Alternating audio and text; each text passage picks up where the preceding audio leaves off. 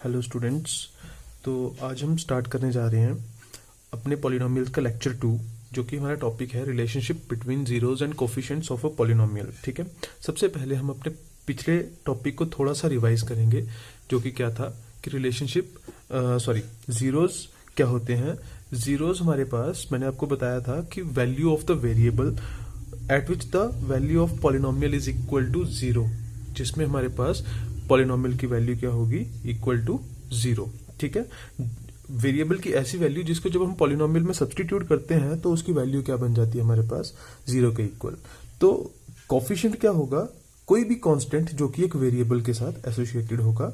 ठीक है, जैसे कि हमारे पास यहाँ पे 2x है, आप सभी को पता है x यहाँ पे एक वेरिएबल है, तो 2 इसके साथ एक कांस्टेंट वैल्यू एसोसिएटेड है।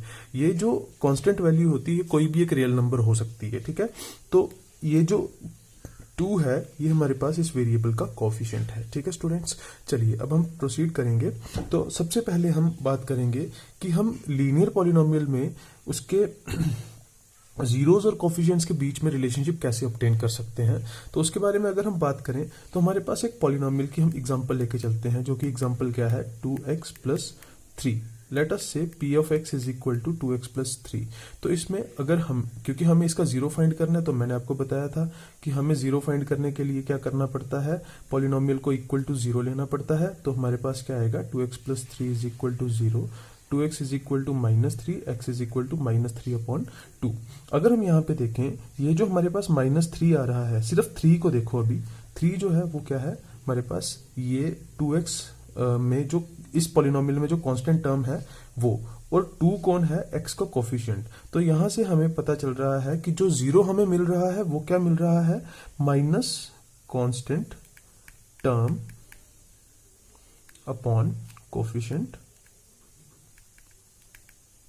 Of x। तो स्टूडेंट्स, जब भी कभी लीनियर पॉलिनोमियल का हमें जीरो फाइंड करना हो तो उसको हम डायरेक्टली भी कर सकते हैं यूजिंग दिस रिलेशनशिप। ठीक है, तो यहां पे अगर हम अब जनरली बात करें तो यही जो है, यही इसमें ये जो जीरो आया इसका, यही इसका जीरो जो है ये रिलेशनशिप ऑब्टेन करता है किसके बीच में, जीरोज और कोफिशिएंट्स के बीच में। ठीक है, अगर हम जनरली देखें तो हमारे पास जो जनरली हम एक लीनियर पॉलिनोमियल को कैसे डिनोट करते हैं, ax प्लस बी, जिसमें हमारे पास a कभी भी जीरो के इक्वल नहीं हो सकता। तो इस केस में अगर हमें इसके बीच का रिलेशनशिप देखना है तो वो हमारे पास बनेगा x is equal to -b/a।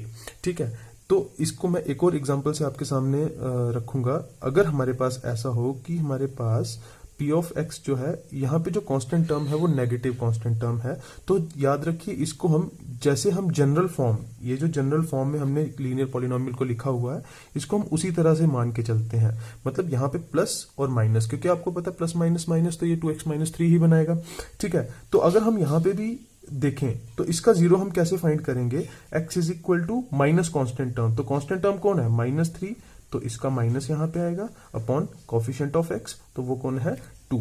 तो यहां से हमारे पास लीनियर पॉलिनोमियल का रिलेशनशिप उसके जीरोज और कोफिशिएंट के बीच में वेरीफाई हो रहा है। तो ये बहुत सिंपल है, इसमें हमें ज्यादा डिटेल में जाने की जरूरत नहीं है। अब हम जो हमारा मेन टॉपिक है जिसके बारे में हम बात करेंगे वो है क्वाड्रेटिक पॉलिनोमियल का केस, और ये बहुत इंपॉर्टेंट है बच्चों, ये आपको एग्जाम में बार बार पूछा जाता है और इसमें क्वेश्चन जो है काफी अच्छा वेटेज का क्वेश्चन आपके सामने आएगा। तो इसमें सबसे पहले अगर हम बात करते हैं क्वाड्रेटिक पॉलिनोमियल के केस में, तो वो हमारे पास क्या है सबसे पहले हम यहाँ पे एक पॉलिनोमियल की जनरल फॉर्म को कंसीडर करेंगे। लेट अस से हमारे पास एक पॉलिनोमियल है p ऑफ x, जनरली हम लेके चलते हैं, जनरली हम क्वाड्रेटिक पॉलिनोमियल को डिनोट करते हैं ax² plus bx plus c के साथ, फॉर विच a हमारे पास कभी भी जीरो के इक्वल नहीं होता है। और आप सभी को पता है, मैंने अपने पिछले लेक्चर में बताया था कि एक पॉलिनोमियल के कितने जीरोज हो सकते हैं, जितनी उसकी क्या होगी, डिग्री होगी। इसका मतलब ये हुआ कि मैक्सिमम उतने नंबर ऑफ जीरोज हमारे पास उस पॉलिनोमियल में हो सकते हैं। तो इसका मतलब ये हुआ कि क्वाड्रेटिक पॉलिनोमियल के केस में हमारे पास डिग्री है 2। तो इसका मतलब x की कोई ऐसी दो वैल्यूज होंगी जो इस पॉलिनोमियल को, कि हमें जीरोज, जो इस पॉलिनोमियल की जिसको हम बोल सकते हैं जीरोज है। ठीक है, अब हम जनरल बात कर रहे हैं तो हम मान लेते हैं कि वो दो वैल्यूज हैं, एक है अल्फा और एक है beta, be the 2 zeros of p of x. ठीक है, तो इसका मतलब ये हुआ कि एक्स की एक वैल्यू अल्फा है और एक वैल्यू एक्स की कौन सी है, बीटा, जो कि इस पॉलिनोमियल को सेटिस्फाई कर रहे हैं, सेटिस्फाइंग द सेटिस्फाई हम बोल सकते हैं। एक्चुअली सेटिस्फाई वर्ड जो है वो इक्वेशन के केस में यूज होता है, क्वाड्रेटिक इक्वेशन के केस में। इक्वेशन और पॉलिनोमियल दोनों डिफरेंट चीजें हैं। ठीक है, तो हम ये बोल सकते हैं are the two zeros of quadratic polynomial. Okay, तो इसका मतलब अगर हम सम ऑफ जीरोज करेंगे तो देयरफॉर नाउ जो हमारे पास सम ऑफ जीरोज आएगा, यानी कि अल्फा और बीटा का सम ऑफ जीरोज, क्योंकि अल्फा और बीटा क्या है, अल्फा और बीटा हमारे पास पॉलिनोमियल के जीरोज हैं, तो इसका सम हमें देखने को मिलेगा हमेशा माइनस बी अपॉन ए के इक्वल होगा। मतलब ये माइनस बी क्या है, यही जो इस पॉलिनोमियल में एक्स का कॉफिशिएंट है, और ए कौन है, जो एक्स स्क्वायर का कॉफिशिएंट है, मतलब कि minus coefficient of x upon coefficient of x square. ये हमें देता है सम ऑफ जीरोज का में। अगर हम जीरोज का सम करते हैं तो जीरोज का सम करने पे हमें उसी पॉलिनोमियल में जो कोफिशिएंट्स हैं उनके बीच में हमें क्या रिलेशनशिप मिलेगा, ये हमें यहां से मिल रहा है। ठीक है, इसके बाद हमारे पास दूसरा है product of zeros. Product of zeros, तो प्रोडक्ट ऑफ जीरोज जो है वो क्या होगा, अल्फा मल्टीप्लाई बाय बीटा, और ये हमारे पास हमेशा सी अपॉन ए के इक्वल आएगा। सी कौन है, ये, ठीक है, कांस्टेंट टर्म, और ए कौन है, एक्स स्क्वायर। आप सभी को पता है कांस्टेंट टर्म क्या होती है, जिसके साथ कोई भी वेरिएबल एक पॉलिनोमियल में एसोसिएटेड नहीं रहता है। तो जो प्रोडक्ट ऑफ जीरोज है वो यहां से हमें देखने को मिल रहा है कि वो क्या होगा, एक constant term upon coefficient of x square. तो ये हमारे पास एक और रिलेशनशिप ऑब्टेन हो रहा है जीरोज और कोफिशिएंट के बीच में, क्या कि अगर हम जीरोज का प्रोडक्ट करते हैं तो वो किसके इक्वल होगा, हमेशा constant term upon coefficient of x square, सिर्फ और सिर्फ क्वाड्रेटिक पॉलिनोमियल के केस में। ठीक है बच्चों, तो ये जो हमने अभी यहां पे किया, इसको अब हम अंडरस्टैंड करेंगे एक एग्जाम्पल के थ्रू। मतलब हम इस रिलेशनशिप को वेरीफाई करते हैं, और मैं एग्जाम्पल यहां पे जो लेके चल रहा हूं वो है आपके पास आपकी एक्सरसाइज 2.2 में क्वेश्चन नंबर 1 का फर्स्ट पार्ट। ठीक है, तो यहां पे हमारे पास ये है x square minus 2x minus 8। ठीक है, अगर हम इसको देखें, कंपेयर करें जनरल पॉलिनोमियल के साथ, तो ये जनरल पॉलिनोमियल हमारे पास होता है A X square plus B X plus C is equal to 0। ये आप सभी को पता है, जिसमें हमारे पास ए कभी भी 0 के इक्वल नहीं हो सकता। ठीक, तो यहां पे अगर हम देखते हैं सबसे पहले, अब ये जो पॉलिनोमियल आपके सामने है इसमें हमारे पास अभी हमें जीरोज उसके नहीं पता, तो हमें जीरोज पहले फाइंड आउट करने पड़ेंगे। तो आपने पिछली क्लास में पढ़ा हुआ है कि हम किसी भी पॉलिनोमियल के जीरोज, खासकर क्वाड्रेटिक पॉलिनोमियल के जीरोज हम कैसे फाइंड आउट करते हैं। हमारे पास एक मेथड है, बहुत आसान और सिंपल सा मेथड है, जिसको हम बोलते हैं splitting the middle term method. I think सभी बच्चों को वो मेथड आता होगा, और जिसको नहीं आता होगा कमेंट्स में करना, मैं उसकी भी एक वीडियो बना दूंगा। ठीक है, तो इस मेथड में हम क्या करते हैं, हम मिडिल टर्म को दो पार्ट्स में, दो हिस्सों में तोड़ते हैं, और वहां से हम क्या करेंगे, फिर वहां से उसके जीरोस को ऑब्टेन करेंगे। तो जीरोस ऑब्टेन करने के लिए सबसे पहले हमें इस क्वाड्रेटिक पॉलिनोमियल के फैक्टर्स चाहिए। तो उन फैक्टर्स के लिए हमें क्या करना होगा, हमें मिडिल टर्म स्प्लिटिंग मेथड का यूज करना होगा फैक्टर्स को फाइंड आउट करने के लिए। ठीक है, तो यहां पे, और आपको ये भी पता है कि अगर हमें किसी भी पॉलिनोमियल के जीरोस फाइंड आउट करने हैं तो उसके लिए हमें क्या करना होता है, हमें उस पॉलिनोमियल को इक्वल टू 0 लेके चलना होता है। तो ये जो पॉलिनोमियल है हमारे पास, गिवन पॉलिनोमियल, इसको पी ऑफ एक्स से डिनोट करेंगे। तो ये हमारे पास क्या है, ये। ठीक है, तो for zeros of P of x, इसमें हम क्या करेंगे, पी ऑफ एक्स को इक्वल टू 0 ले लेंगे, that is x square minus 2x minus 8 को इक्वल टू 0 लेंगे। अब हम इसको स्प्लिट करते हैं, तो ये हमारे पास, इसकी हमने मिडिल टर्म को स्प्लिट करना है। तो मिडिल टर्म को स्प्लिट कैसे करेंगे, फर्स्ट और थर्ड टर्म को जब हम मल्टीप्लाई करेंगे तो ये हमारे पास बनेगी माइनस 8x स्क्वायर। तो माइनस 2 को इस तरह से हम स्प्लिट करेंगे कि तो मल्टीप्लाई करके हमें माइनस 8x स्क्वायर ही मिलना चाहिए, और प्लस या माइनस करके हमें माइनस 2x मिलना चाहिए।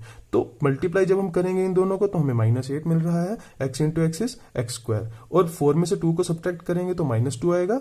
तो ये हमारे पास स्प्लिट हो चुकी है, तो ये हमारे पास बनेगा x square minus 4x plus 2x minus 8 is equal to 0। यहाँ पे हम x को कॉमन लेंगे तो x माइनस 4, मतलब हमें दो दो के पेयर में इनको कॉमनैलिटीज इनमें ढूंढनी है।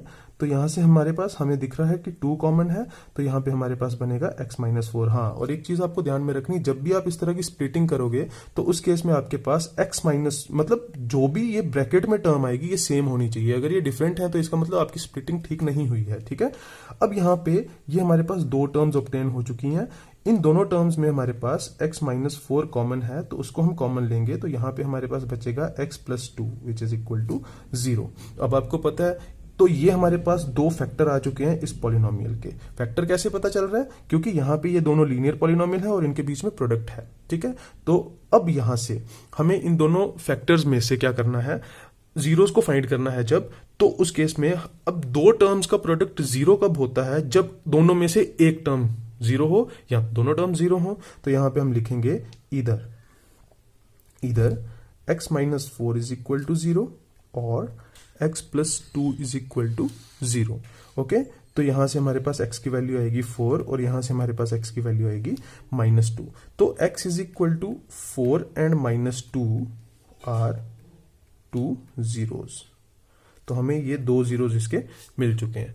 अब हमने क्या करना है, जीरोस और कोफिशिएंट्स के बीच का रिलेशनशिप वेरीफाई करना है। तो उसके लिए हमें सम ऑफ जीरोस और प्रोडक्ट ऑफ जीरोस निकालना होगा। तो पहले हम निकालते हैं सम ऑफ जीरोस। तो सम ऑफ जीरोस क्या है हमारे पास, 4 में ऐड करेंगे माइनस 2 को, तो ये हमारे पास क्या बनेगा 4 minus 2 which is equal to 2 upon हमारे पास क्या आ रहा है, यहाँ पे 1 आ रहा है। ठीक है, तो अब यहाँ पे जो हमारे पास रिलेशनशिप है वो क्या है, माइनस बी अपॉन ए। यानी कि अगर हम कंपेयर करते हैं तो b की वैल्यू हमें यहाँ पे -2 मिल रही है। ठीक है, और a की वैल्यू हमें मिल रही है, यहाँ पे x स्क्वायर का कोफिशिएंट कुछ भी नहीं है तो क्या है 1, तो 1 मिल रही है। तो यहां से हमें पता चलता है कि 1 a को रिप्रेजेंट कर रहा है, लेकिन 2 यहाँ पे b को रिप्रेजेंट कर रहा है -2, मगर हमारे पास यहाँ पे क्या है +2 है। ठीक है, तो इस केस में हम 2 को इस तरह से +2 को हम माइनस इंटू -2 लिख सकते हैं। तो माइनस माइनस क्या होता है प्लस। ठीक है, तो ये हमारे पास यहाँ पे हमारे पास इसकी वैल्यू आ रही है। तो अब अगर हम कंपेयर करके देखें तो b जो था वो था -2। ठीक है, तो ये जो ब्रैकेट के अंदर है मेरे पास -2, ये हमारे पास किसको रिप्रेजेंट कर रहा है, b को, और इसके साथ एक और माइनस है अपॉन a। तो यहाँ पे ये हमारे पास इस रिलेशनशिप को सेटिस्फाई कर रहा है, यानी कि 4 प्लस -2 जो हमारे पास आ रहा है वो किसको रिप्रेजेंट कर रहा है, -b अपॉन a को। It means it is minus coefficient of x upon coefficient of x square. Clear, तो यहां से हमारे पास सम ऑफ जीरोस का रिलेशनशिप वेरीफाई हो चुका है। अब इसी तरह से हम प्रोडक्ट ऑफ जीरोस का भी रिलेशनशिप फाइंड आउट करेंगे। तो प्रोडक्ट ऑफ जीरोस, तो जीरोस हमारे पास है 4 और -2, दोनों का प्रोडक्ट करेंगे तो हमारे पास कितना आएगा 8 आएगा। अब प्रोडक्ट ऑफ जीरोस का रिलेशनशिप क्या था, ये हमें चाहिए c अपॉन a। अगर हम कंपेयर करते हैं इसको इसके साथ तो c हमारे पास क्या है -8। ठीक है, तो हमारे पास -8 आ रहा है, इसके नीचे कुछ भी नहीं तो क्या आएगा 1। तो a की वैल्यू यहाँ पे भी हमारे पास 1 आई थी और यहाँ पे भी हमारे पास 1 आ रही है। इसका मतलब यहाँ पे भी हमारे पास रिलेशनशिप क्या हो रहा है, वेरीफाई हो रहा है। तो which is equal to constant term upon coefficient of x square. Students यहाँ पे कंफ्यूज होने की जरूरत नहीं है। मैंने यहाँ पे माइनस कांस्टेंट टर्म क्यों नहीं लिखा, क्योंकि c की वैल्यू है ही -8। ठीक है, तो इसमें आपको घबराने की कोई भी जरूरत नहीं है। तो यहाँ पे हमारे पास क्वाड्रेटिक पॉलिनोमियल का रिलेशनशिप वेरीफाई हो चुका है। हाँ स्टूडेंट्स, एक बात बहुत इंपॉर्टेंट आपको नोट करनी है यहाँ पे, वो ये है कि जो a की वैल्यू हमारे पास होगी वो हमेशा सेम आनी चाहिए। अगर आपके पास a की वैल्यू, क्योंकि a की वैल्यू पे b और c की वैल्यू भी वेरी कर सकती है। अगर a की वैल्यू यहाँ पे लेटर से 2 होती, ठीक है, यहाँ पे अगर लेटर से -2/2 होती और यहाँ पे हमारे पास 1 आ रही है, तो हमें क्या करना पड़ता, -8/1। a की वैल्यू को 2 बनाना पड़ेगा यहाँ पे, तो उसको हमें 2 से मल्टीप्लाई और डिवाइड करना पड़ेगा। तो उस केस में हमारे पास c की वैल्यू क्या बनती, -16, और a की वैल्यू क्या होगी 2। ठीक है, तो इन ये चीज़ों का आपको ध्यान रखना है कि जब भी आप आगे क्वेश्चन सॉल्व करोगे तो इस तरह का आपके पास कोई भी प्रॉब्लम आपको नहीं आनी चाहिए। इनकेस कोई प्रॉब्लम आती है तो कमेंट में रखिए, कमेंट में डाल देना, मैं आपका डाउट उसमें क्लियर करवा दूंगा, ठीक है। इसके बाद हम एक और इम्पोर्टेंट टॉपिक के बारे में बात करेंगे, दैट इज कि हम एक क्वाड्रेटिक पॉलिनोमियल कैसे ऑब्टेन कर सकते हैं अगर हमारे पास सम और प्रोडक्ट ऑफ जीरोस क्या होगा, गिवन होगा, ठीक है। तो इस केस में भी हम एक एग्जांपल को लेके चलेंगे, और वो एग्जांपल क्या है, सबसे पहले हम ये चीज लेंगे कि हमने अभी पढ़ा जो कि सम ऑफ जीरोस हमारे पास जो रिलेशनशिप है वो क्या है, alpha plus beta is equal to minus B upon A and alpha into beta is equal to C upon A. तो इस चीज में भी हम अभी इसको सॉल्व करेंगे, मगर यहाँ पे भी हम एक एग्जांपल लेके चलेंगे जो कि आपकी एक्सरसाइज में 2.2 एक्सरसाइज के क्वेश्चन नंबर 2 का फर्स्ट पार्ट है, और वो क्या है 1/4 -1। तो स्टूडेंट्स यहाँ पे ये जो हमें 1/4 गिवन है ये है सम ऑफ जीरोस, और -1 जो हमें दिया हुआ है ये क्या है, प्रोडक्ट ऑफ जीरोस है, ठीक है। तो हम यहाँ पे सबसे पहले लिखेंगे इसको, गिवन क्या है, sum of zeros is equal to 1/4 और product of zeros is equal to -1। तो अब हमें इन दोनों का यूज करना है और हमें क्या फाइंड आउट करना है, एक क्वाड्रेटिक पॉलिनोमियल फाइंड आउट करना है। तो हम मान लेते हैं कि जो मान लेते हैं p of x is equal to ax square plus bx plus c is for which a not equal to 0 be the required quadratic polynomial. अब स्टूडेंट्स ध्यान से समझिएगा, अब यहां पे हमें ये चीज दी हुई है, यहां पे गिवन जो चीज है वो क्या है कि हमारे पास जो सम ऑफ जीरोस है, यानी कि सम ऑफ जीरोस वो क्या है 1/4। तो हमें पता है सम ऑफ जीरोस का जो रिलेशनशिप है वो क्या है, माइनस बी अपॉन ए, जो कि किसके इक्वल बनेगा, 1/4 के इक्वल। तो यहां से हमें माइनस बी की वैल्यू मिलेगी और ए की वैल्यू भी मिलेगी, मगर एक चीज आपको ध्यान रखनी है, ये बी अपॉन ए रेशियो को डिस्क्राइब कर रहे हैं, और यहाँ पे बी अपॉन ए की रेशियो है 1:4। तो आप सभी को ये चीज पता होनी चाहिए कि जब भी हम रेशियो की बात करते हैं तो उनमें एक कॉमन कांस्टेंट होता है, ठीक है। तो उस कांस्टेंट को हम यहाँ पे के मान लेंगे, ठीक है। तो ए की वैल्यू माइनस बी की वैल्यू हमारे पास बनेगी के, और ए की वैल्यू बनेगी 4k। तो यहां से हमें सिर्फ और सिर्फ बी की वैल्यू मिल सकती है माइनस के इक्वल, और ए हमें कितना मिल रहा है 4। इसी तरह से जो हमारे पास प्रोडक्ट है, प्रोडक्ट ऑफ जीरोस, ये भी हमें गिवन है जो कि कितना है -1, और इसके नीचे डिनोमिनेटर में अगर हम देखें तो क्या होगा -1। तो यहाँ पे c अपॉन ए हमारे पास क्या आएगा, -1/1। अभी मैंने आपको बताया कि a की वैल्यू जो वो सेम होनी चाहिए, लेकिन यहाँ पे a की वैल्यू 4 आ रही है और यहाँ पे a की वैल्यू कितनी है, 1 है। तो इसको हम मल्टीप्लाई करेंगे 4 के साथ, तो उसी वजह से इसका न्यूमिरेटर को भी हम 4 के साथ क्या करेंगे, मल्टीप्लाई करेंगे। तो c अपॉन ए की जो वैल्यू हमारे पास एक्चुअल में बननी है वो क्या बननी है, -4/4। ये जो 1 था ये सिंप्लीफाइड फॉर्म थी, अगर हम इसको कैंसिल करेंगे तो हमें 1 ही मिलेगा, तो ये सिंप्लीफाइड फॉर्म में हमें दिया हुआ था, ठीक है। तो यहां से हमें पता चलता है कि c जो है इसकी वैल्यू है -4k और a की वैल्यू है 4k, ठीक है। अब देखिए यहाँ पे भी a की वैल्यू आपके पास सेम आ रही है, अगर डिफरेंट आएगी तो आपको यही प्रोसीजर करना है, ठीक है। अब हम यहां से अपने पॉलिनोमियल को ऑब्टेन करेंगे, कैसे, हम a, b और c तीनों की वैल्यूज हमारे पास आ चुकी हैं, उसको हम रिक्वायर्ड पॉलिनोमियल में सब्सटीट्यूट करेंगे और हमें वहां से a की वैल्यू मिलेगी। तो मैं यहां पे लिखूंगा substitute a is equal to 4k, b is equal to -k and c is equal to -4k in p of x। तो हमारे पास p ऑफ x क्या बनेगा, 4k into x square plus -k into x plus -4k, okay. तो यहाँ पे हमारे पास आएगा p of x is equal to k, इन सभी टर्म्स में से कॉमन आएगा तो हमारे पास बचेगा 4x² - x -4, and this is the required quadratic polynomial, okay.